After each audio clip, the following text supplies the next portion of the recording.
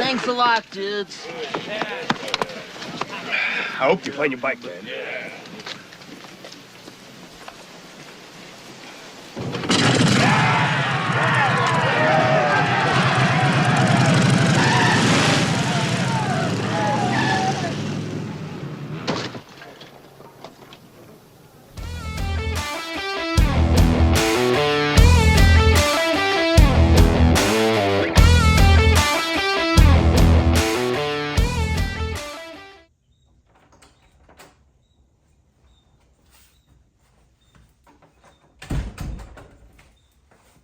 Hey, welcome back to Ducati Workshop.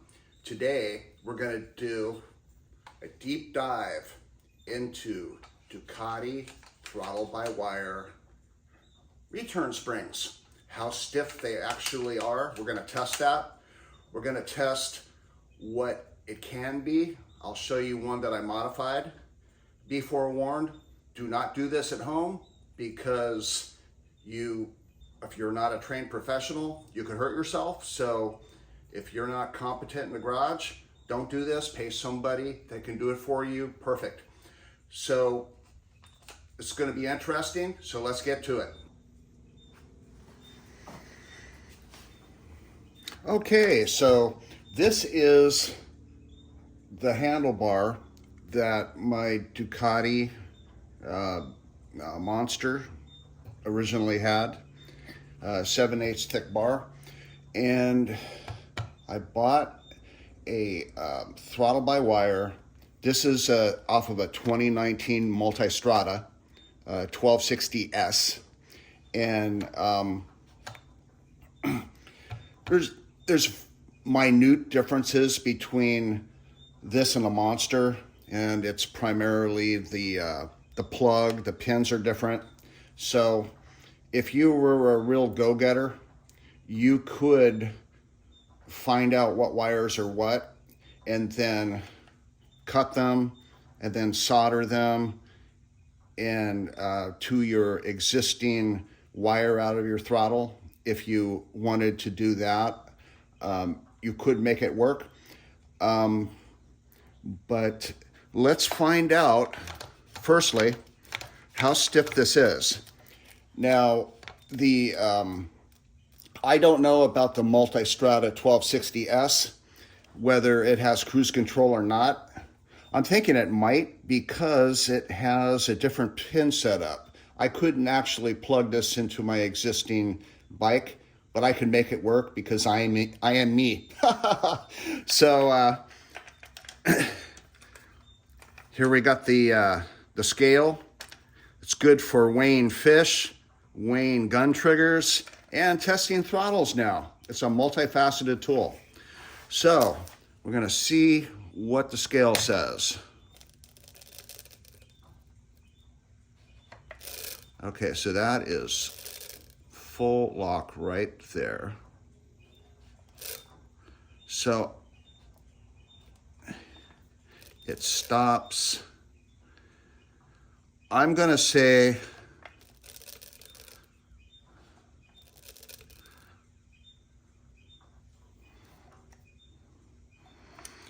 11.5 pounds.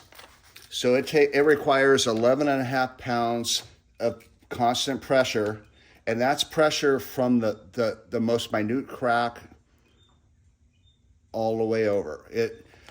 If you're gonna hold it wide open, it's gonna be about 11.5 pounds.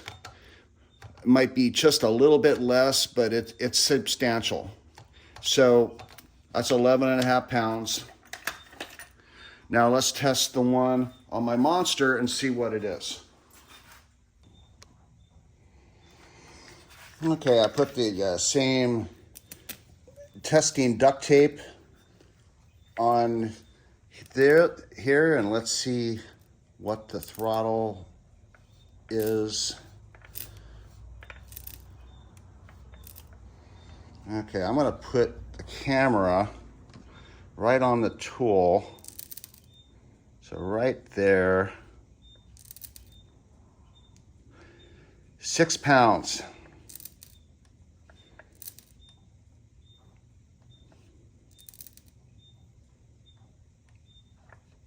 That is 6 pounds of pressure. So we're going about 47, 50% less lever effort for the throttle. And I am my own human guinea pig, okay? I've driven this bike with this throttle for 1,000 miles. It's never failed. It works perfect. And what's nice about it is to properly ride on a street, you want to have 1 or 2 fingers on the brake lever at all times to quicken your braking reaction time.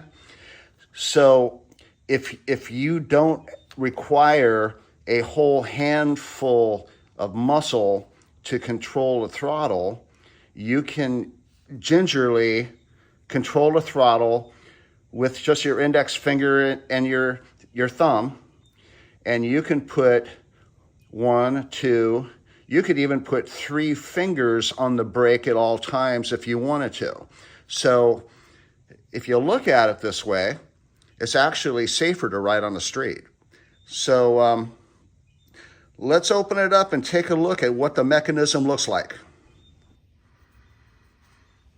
Okay, in order to take the throttle-by-wire mechanism apart, if you look on the underside, there's 2 types of security screws on the multi-strata assembly here. I believe on my Monster, the same triple blade, I'll call it a triple blade Phillips head, for lack of a better word. I don't know the actual name of it.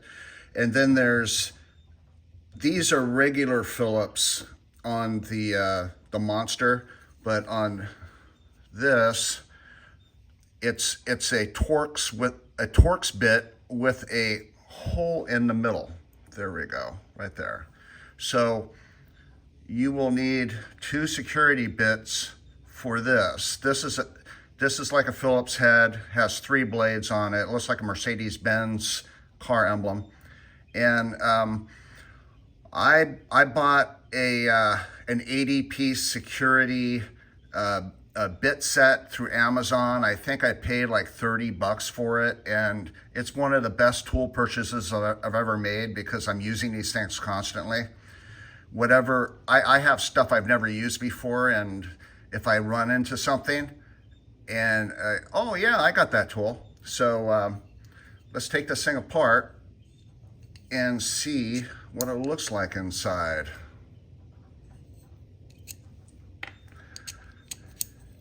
To take it off the handlebars is going to be, let me change the setting. Here we go.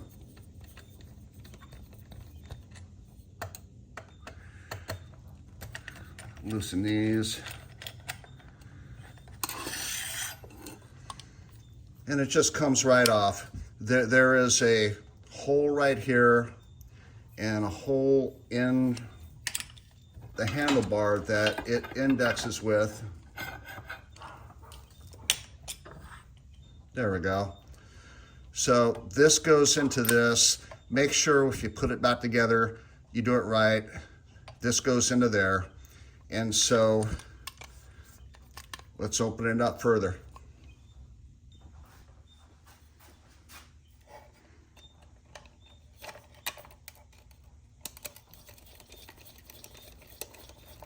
Take these all the way out.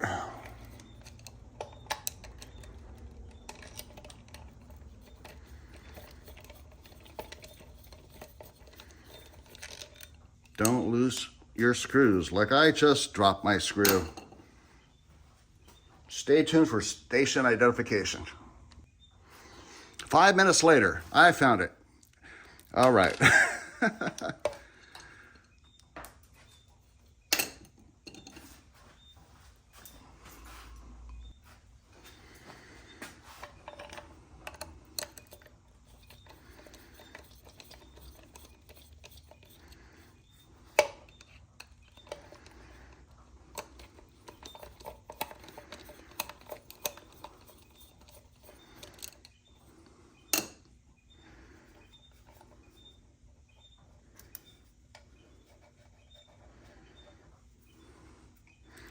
These are short.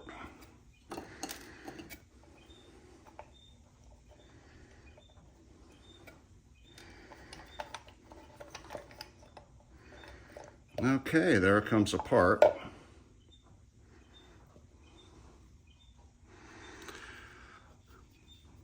This really looks like the throttle grip that I have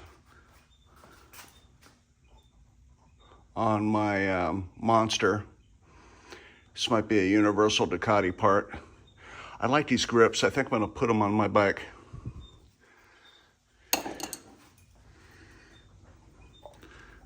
I got one of the half shells.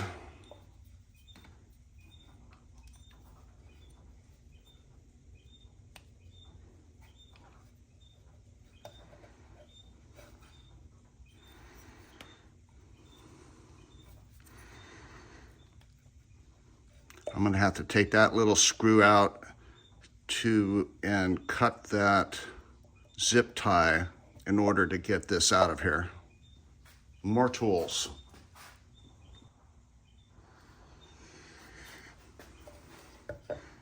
Okay, after I put my glasses on, this is another one of those Torx with a hole in the center. This is my security bit set, and this is why it's good to have something like this, because I didn't know I needed it, and now I do, and I'm glad I have it. So, let's see. All right, I got it on the first try. It looks like that.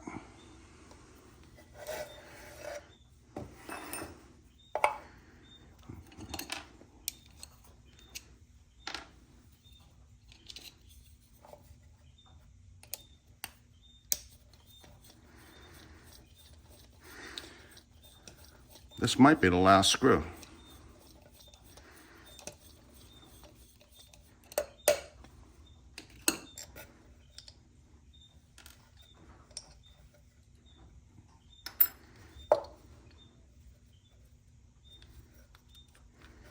There it goes. Okay, so what we have here is the electronics are inside of this, and basically it's you turned this, it turns a gear that's on a magnet, and the magnet reduces current, and it's the same as in modern motorcycle gear selectors. When you move from first, second, third, fourth, fifth, sixth, every time it goes up, it's changing the electrical value. It's digital. And so first gear might be a half a volt. Second gear might be 1 volt. And the computer knows how to read that, so it gives you a new number on the gear selector. So this is the same thing.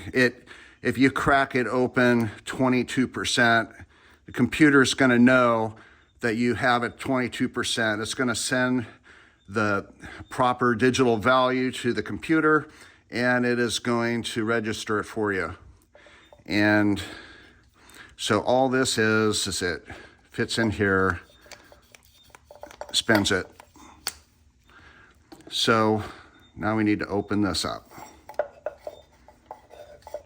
Proper tools. Okay, now I'm going to take these Allens out.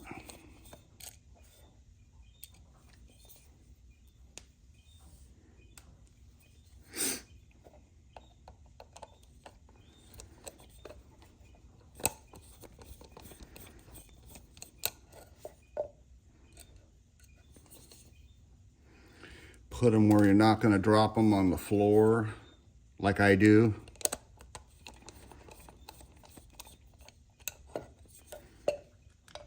I have literally spent an hour looking for screws sometimes. Sometimes I find them, sometimes I don't. But when I do, it could be up to 6 months later, accidentally.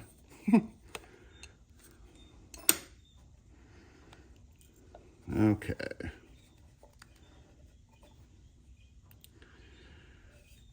Make sure you keep applying pressure on here so that nothing comes apart.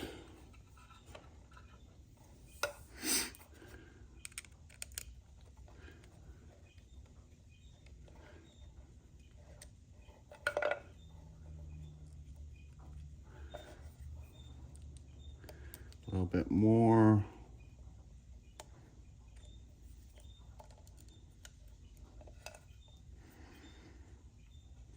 Okay, so this cap has a little spring on it. We want to make sure we don't lose that. Okay, so this is the meat and potatoes.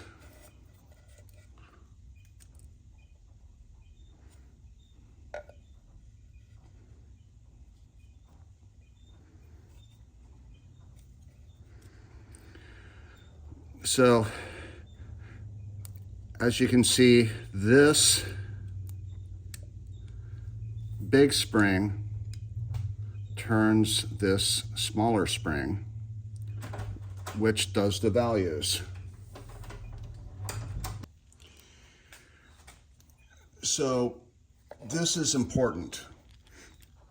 So this is under spring pressure. I have it on a clamp right now so I don't lose the orientation. So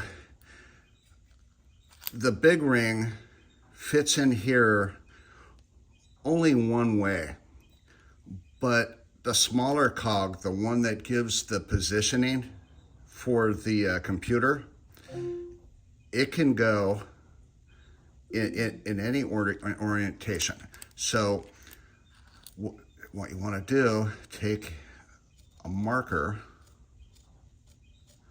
so you know that the starting point is going to be right there. So when the whole thing comes apart, you'll know how to index it right.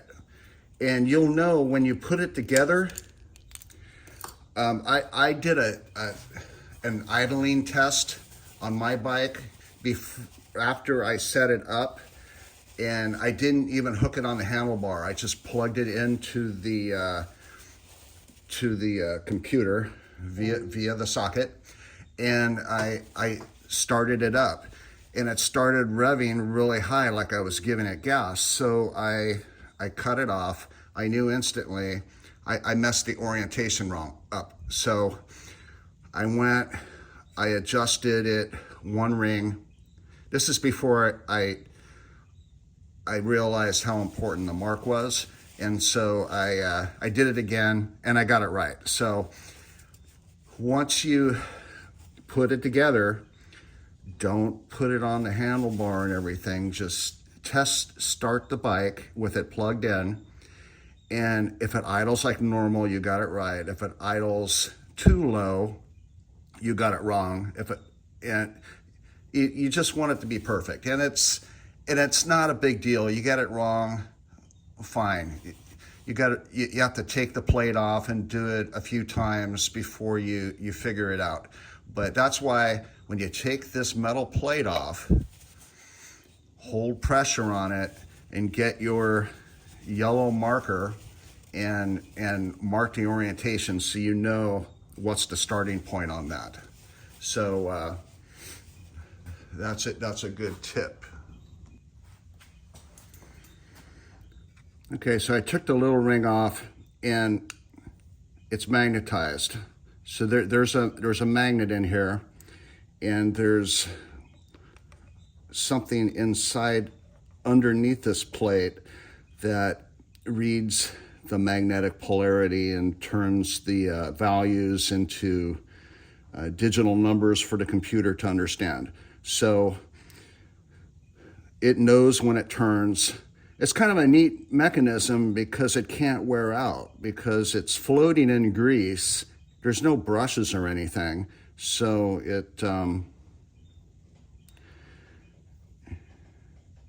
it's a good design. I like it. So we'll put this over to the side. Take this out. So This is a little different than the Monster. My Monster has the spring that goes up from this point and sticks out, and there's holes in the area. So but that's okay. We can still do what I want to do.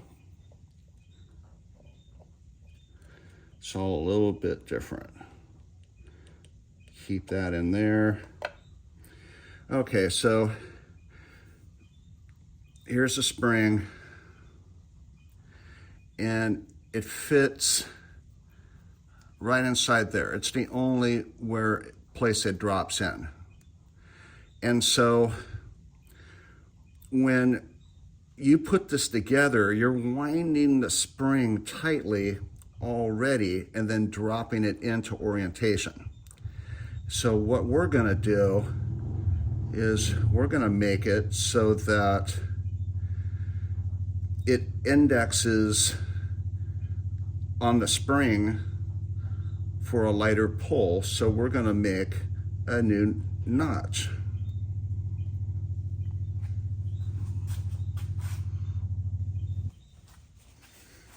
Okay, so I just wanted to show you a couple of things that, okay, so the spring, the main throttle return spring is in here. There's 3 little pusher springs, one there, and one there.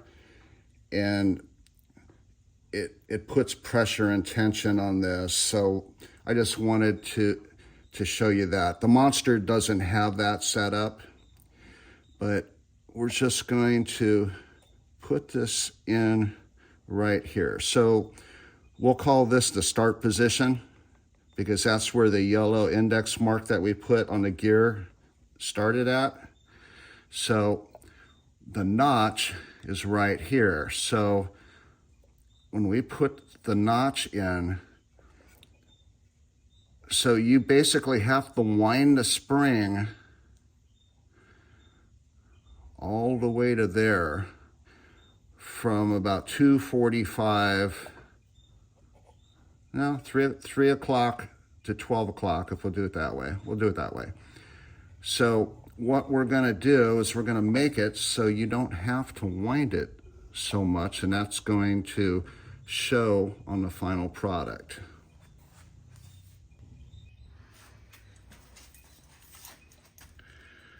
Okay, so we're going to take the notch from here and we're going to put it over there.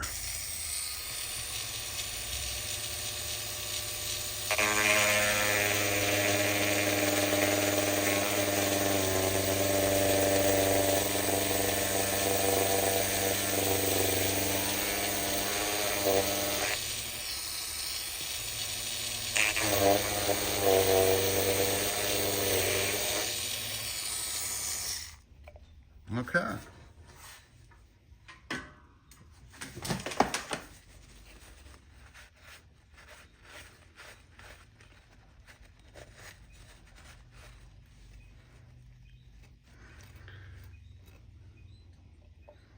So I'll show you the spring, how it goes in.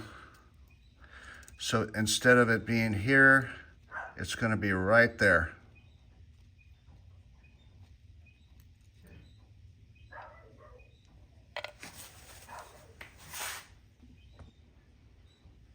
Okay.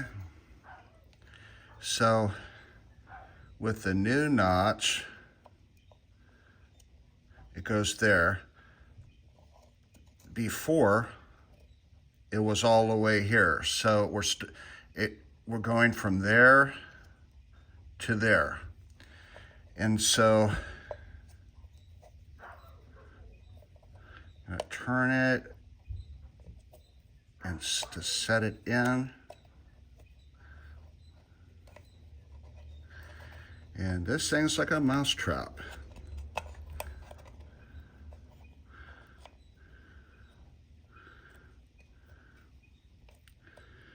All right, so I'm holding this in. So I'll put the grip on it to help me set it in together.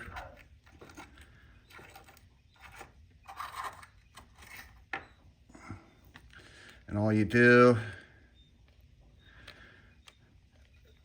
take the smaller cog and where we put our mark,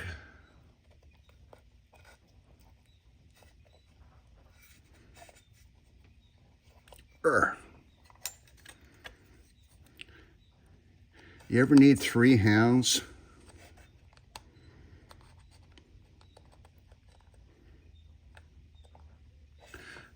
So when we put the sandwich on, the metal plate right here, it'll lock everything into place.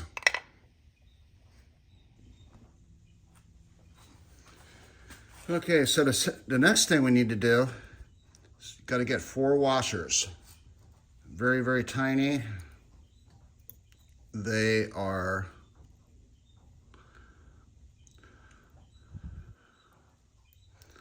the batteries ran out of my digital caliper, so they're hovering around 1 millimeter thick. They're just these are lock washers. They could be regular washers too, but you need 4 of them. And the reason why is because when you put this plate on with the lighter spring, there's too much friction for the new spring position. So if you put the washers in between the plate, it's going to reduce the friction and make everything work. It's what I ended up doing on the Monster to make it all work right. So I'm going to take these washers and I'm going to just hold them on the plate with a drop of super glue, just so when I put it together, they won't be skedaddling on the floor.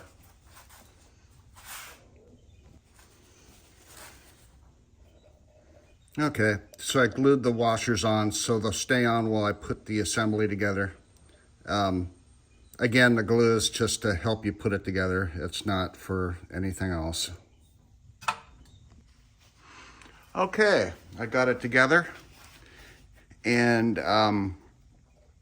as you can see, there's that little 1 millimeter gap all the way around. And it seems lighter. So the little catch that I made, remember when I took the Dremel and I made the little burr for the new position of the spring? Because the spring goes into a different position, the end of the spring was hitting a little catch, so I Dremeled it out of the housing. If you do something like this with the Monster throttle, you won't have to do anything, but with the multi-strata, you'll understand. You just trim it out of the way. It's no big deal. So let's put this together and then put it on the bar and test it and see what the pressure is. So I wanted to show you this off camera. I had to take a Dremel, and this bit of aluminum, this won't be on the Monster. This is on the multi-strata.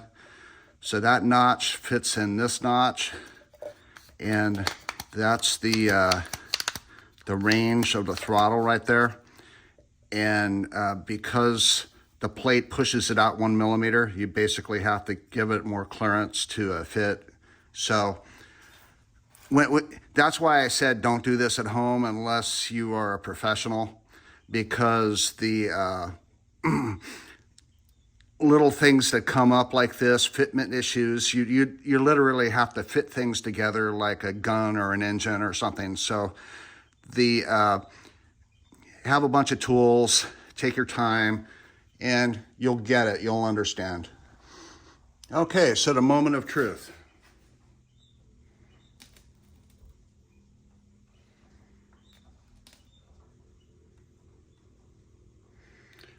I'm going 8.5 pounds here. So we went from what was it, 11.5 to 8.5, 3-pound loss. It actually feels like a traditional carburetor cable and spring setup. I like it a lot better. If I were to use this, and I'm not, I'm just gonna like put it on the shelf. Maybe in 100 years I'll use it. Yeah, this would be great. It's better than 11.5 pounds, 12 pounds.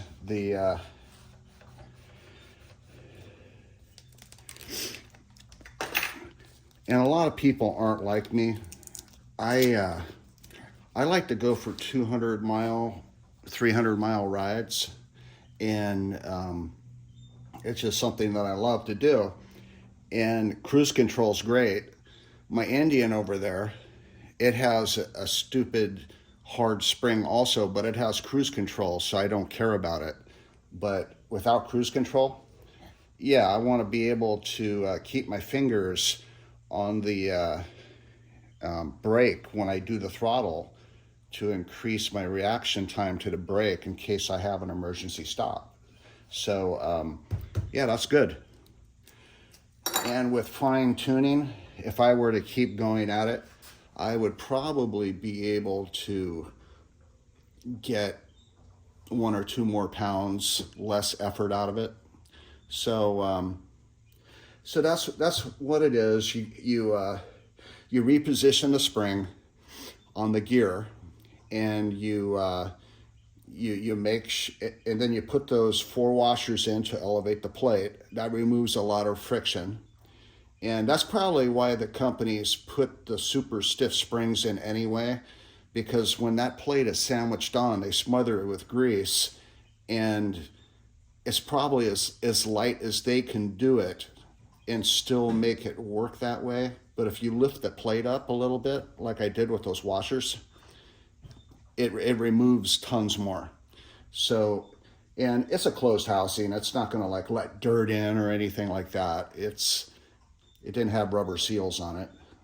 But yeah, that's all it is. And because motorcycle riding doesn't need to be painful, right? Well, I hope that this episode of Ducati Workshop was useful for you. The like, subscribe, stick around.